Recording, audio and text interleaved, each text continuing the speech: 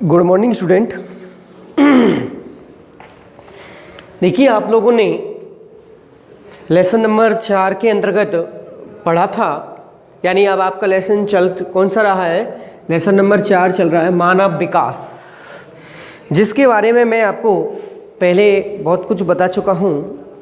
जिसमें सबसे पहले मैंने आपको वृद्धि और विकास के अंतर को बताया था। इसके बाद मैंने आपको मानव विकास का अर्थ क्या होता है, किस प्रकार से होता है, उसकी अवधारणा किसने प्रस्तुत की थी, कौन से अर्थशास्त्री थे, उनका सहयोग किसने किया था, ये सब आपने पढ़ा था। इसके बाद मैंने आपको मानव विकास के घटक या पहलू के अंतर्गत बताया गया था। तो मानव विकास के जो घटक और पहलू हैं, घटक या पहलू, तो घटक में आपके 3 घटक हैं, पहला, दूसरा और तीसरा।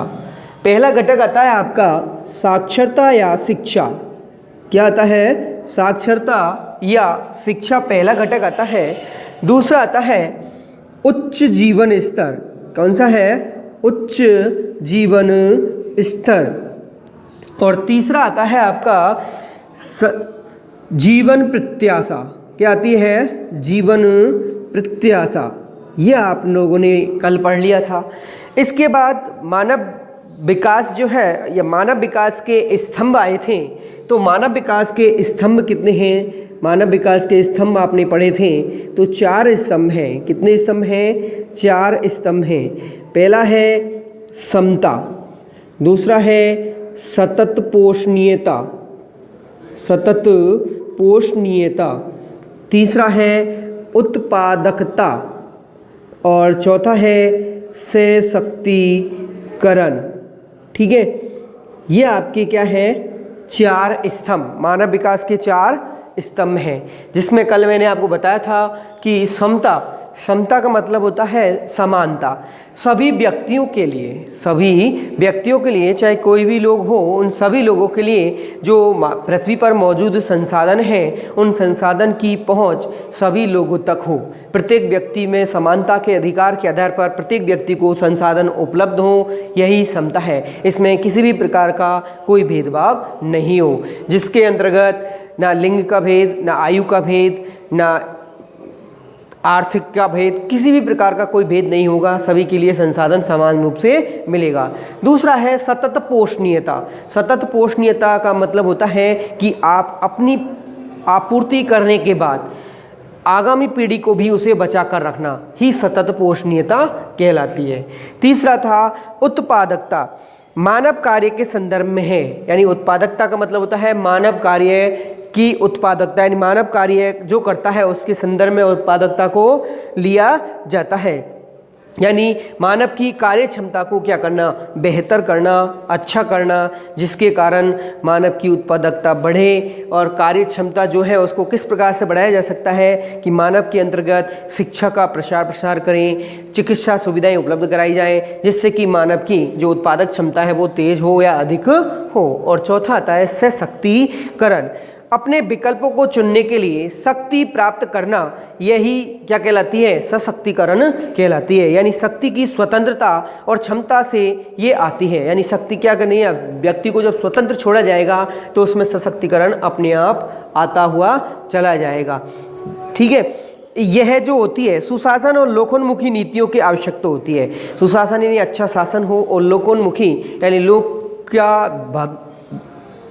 का विकास करने वाली जो नीतियां हैं उसको इसके अंदर सम्मिलित किया जाता है, इसको समझा जाता है। सामाजिक एवं आर्थिक रूप से जो पिछड़े व्यक्ति हैं, इसका मुख्य उद्देश्य है कि हमारे क्षेत्र के अंतर्गत जो भी सामाजिक रूप से हैं या आर्थिक रूप से हैं, जो पिछड़े हुए हैं, उनको क्या करना? सशक्त बनाना, उन्हें विकसित करना, यही इसका क्या है? उद्देश्य है। यहाँ तक आपने कल पढ़ लिया था। अब आपके बाद या आज का जो टॉपिक है वो आपका शुरू होता है आज जो है वो है आपका मानव विकास के उपागम। क्या है? मानव विकास के उपागम।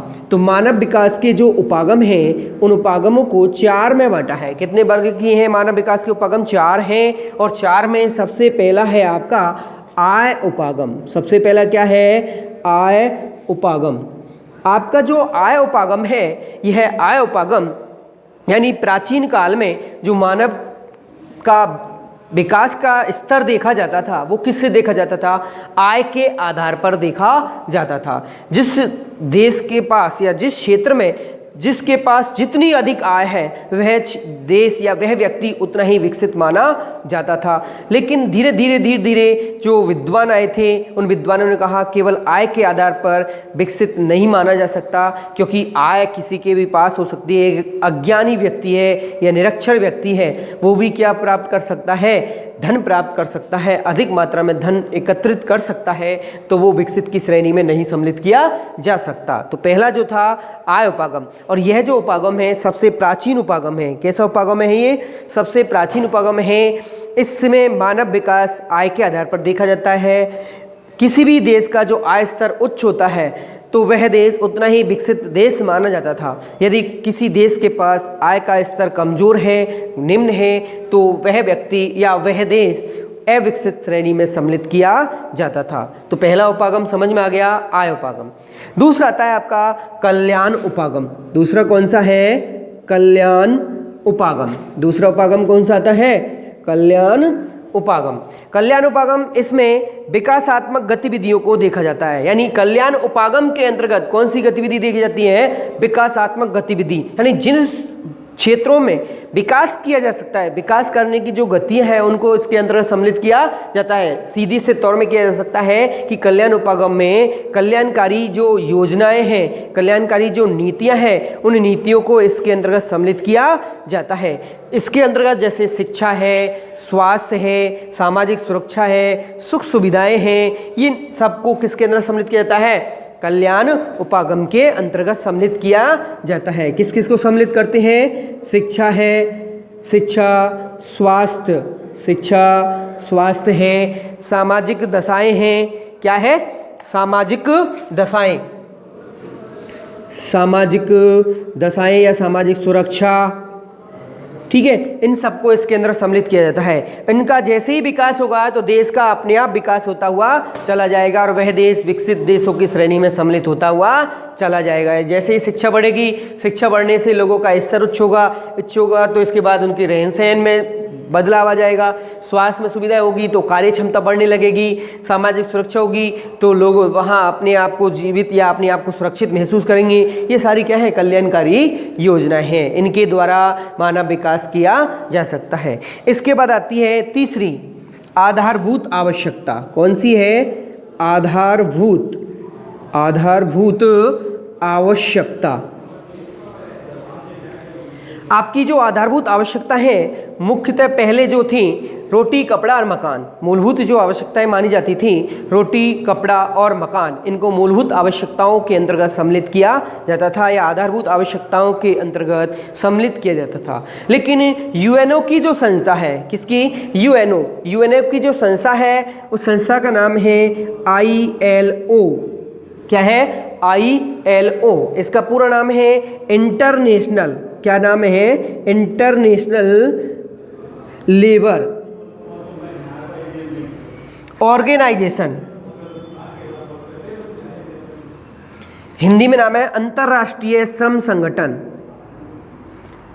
अंतर्राष्ट्रीय श्रम संगठन, ठीक है। इस संस्था के द्वारा, यूएनओ की जो संस्था है ILO, जिसका पूरा नाम है इंटरनेशनल लेबर ऑर्गेनाइजेशन, हिंदी में नाम है अंतर्राष्ट्रीय श्रम संगठन, इस संस्था के द्वारा 6 आधारभूत आवश्यकताएं बताई। कितनी आधारभूत आवश्यकताएं बताई हैं? 6 आधारभूत आवश्यकताएं बताई हैं जो मानव के लिए मुख्य हैं, जो जीवन जीने के लिए चाहिए। किसके लिए चाहिए? जीवन जीने के लिए चाहिए। इनमें भी सबसे अति आवश्यक जो आधारभूत आवश्यकता है वो आपकी ऑक्सीजन गैस है, तो उसको इसके अंदर सम्मिलित नहीं किया है। सबसे पहली आती है, इन्होंने सबसे पहले दिया कि मानव को जब जीवन जीना है तो जीवन जीने के लिए सबसे पहली आवश्यकता क्या चाहिए? उसे जल चाहिए। पहली आवश्यकता उसने क्या बताई? जल को बताया। इसने कहा कि यदि मानव को जीवित रहना है, संसार के अंदर अपने आप को बनाए रखना है, तो उसे सबसे पहले किसकी आवश्यकता होगी? जल की आवश्यकता होगी। जैसे ही जल प्राप्त होगा तो उसे दूसरी आवश्यकता किसकी होगी? भोजन की होगी। किसकी होगी? भोजन। तो दूसरी आवश्यकता क्या हो गई? भोजन आ गई। क्या आ गई? भोजन आ गई। तीसरी आवश्यकता के लिए बोला, यानी जब जल और भोजन है तो दोनों कैसे होने चाहिए, स्वच्छ होने चाहिए। दोनों कैसे होने चाहिए, स्वच्छ होने चाहिए। तो स्वच्छता या स्वच्छ, ठीक है, स्वच्छता तीसरी आवश्यकता बता दी, यानी स्वच्छ होने चाहिए दोनों। और चौथी आवश्यकता, जब ये दोनों ही स्वच्छ, यानी जल शुद्ध मिलेगा, अच्छा मिलेगा, भोजन अच्छा मिलेगा तो स्वच्छ मिलेगा। तो इन्होंने कहा कि इन तीनों की स्थिति यानी स्वच्छता रहेगी तो मानव का स्वास्थ्य भी अच्छा रहेगा। कैसा रहेगा, स्वास्थ्य भी अच्छा रहेगा। तो चौथी आवश्यकता उन्होंने बता दी स्वास्थ्य। क्या बता दी, स्वास्थ्य। जब मानव का स्वास्थ्य अच्छा रहेगा तो स्वास्थ्य अच्छा रहेगा तो उसकी शिक्षा भी अच्छी मिलने लगेगी। तो पांचवी आवश्यकता क्या दे दी, शिक्षा को दे दिया। और छठवीं आवश्यकता, जब जल बढ़िया मिल रहा है, भोजन बढ़िया मिल रहा है, स्वच्छ है, और स्वच्छ है तो हम स्वस्थ हैं, और स्वस्थ हैं तो हमें शिक्षा अच्छी मिल रही है, और शिक्षा अच्छी मिल रही है तो हमारा आवास जल्दी बन जाएगा। क्या बन जाएगा, आवास जल्दी बनेगा। और आवास कैसा बना लेंगे हम, बढ़िया आलीशान पक्का मकान बना लेंगे जिसमें हम अपने आप को क्या रखेंगे, सुरक्षित रखेंगे। इस प्रकार से ILO इंटरनेशनल लेबर ऑर्गेनाइजेशन के द्वारा जो आपके उपागम हैं या आवश्यकताएं हैं उन्हें कितने वर्गों में बांटा, 6 वर्गों में बांटा। पहला जल, दूसरा भोजन, तीसरा स्वच्छता, चौथा स्वास्थ्य, और पांचवा शिक्षा, और छठवा आवास। ये 6 आधारभूत आवश्यकताएं बताई। ठीक है, इन आवश्यकताओं की व्यवस्था पर प्रत्येक देश को क्या देना होगा, बल देना होगा, जोर देना होगा। जोर दिया गया जिससे कि उस देश का क्या हो सके, विकास हो सके। वह देश मानव विकास की श्रेणी में उच्चतर श्रेणी के अंतर्गत सम्मिलित किया जा सके। क्लियर। इसके बाद आता है आपका चौथा उपागम। ठीक है, कौन सा उपागम आता है अब आपका, चौथा नंबर 4 पर आता है। और नंबर 4 पर कौन सा है, क्षमता उपागम। चौथा कौन सा है, क्षमता उपागम। ठीक है, अब इस क्षमता उपागम को जो प्रतिपादित करने वाले थे, इसको प्रतिपादित करने वाले थे अमर्त्य सेन। कौन थे, प्रोफेसर अमर्त्य सेन हैं जो भारत के रहने वाले हैं। कौन है, भारत के रहने वाले प्रोफेसर अमर्त्य सेन, जिन्होंने मानव विकास की अवधारणा प्रस्तुत की थी। किसके साथ, महबूब उल हक के साथ इन्होंने अपनी अवधारणा को प्रस्तुत किया था, उनके साथ सहयोग किया था। और अलग से इन्होंने अपना उपागम प्रस्तुत किया था। वो कौन सा उपागम दिया था, क्षमता उपागम।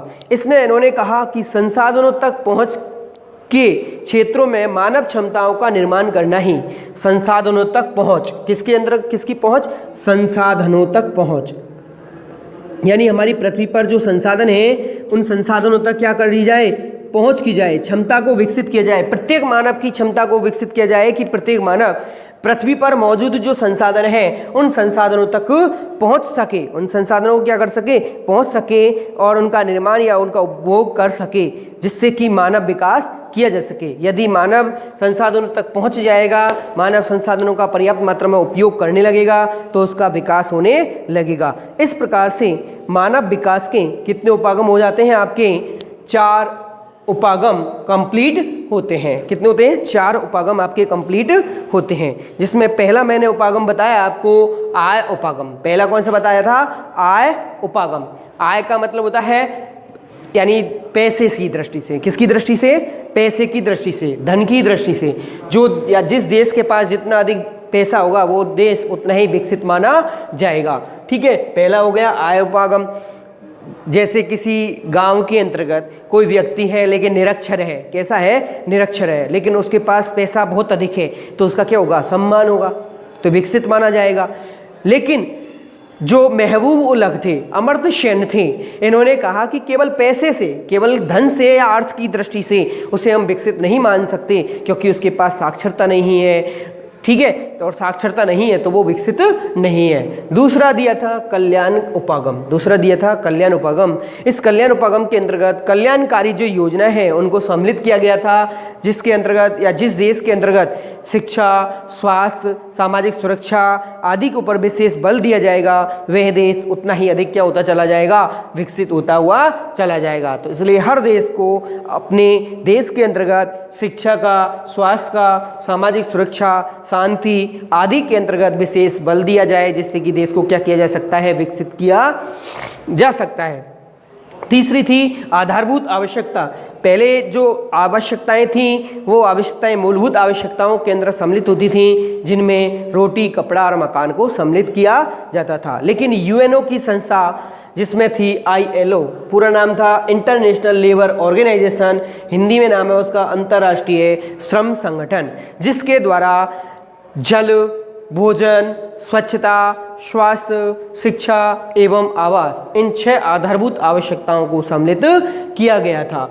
इसके बाद आता है आपकी क्षमता उपागम। इस उपागम को प्रतिपादित करने वाले विद्वान थे प्रोफेसर अमर्त्य सेन, जो भारत के रहने वाले थे। इन्होंने कहा कि प्रत्येक मानव के लिए संसाधनों तक की पहुँच हो, यानी संसाधनों की पहुँच तक या संसाधनों तक पहुंचने के लिए क्षमता को विकसित किया जाए, और जैसे ही प्रत्येक मानव की पहुंच संसाधनों तक होगी तो वह देश उतना ही क्या माना जाएगा, विकसित माना जाएगा। इस प्रकार से आपका मानव विकास का उपागम कंप्लीट होता है। क्लियर। इसके बाद आपका कल आपको जो होगा उसके अंतर्गत मानव विकास का मापन एवं उसका किस प्रकार से वारिता होती है, कौन सा देश किस प्रकार से अपनी विकसित श्रेणी के अंतर्गत सम्मिलित होता है, 2005 की रिपोर्ट, 13 की रिपोर्ट, ठीक है, इनके बारे में आपको कल बताया जाएगा। Thank you.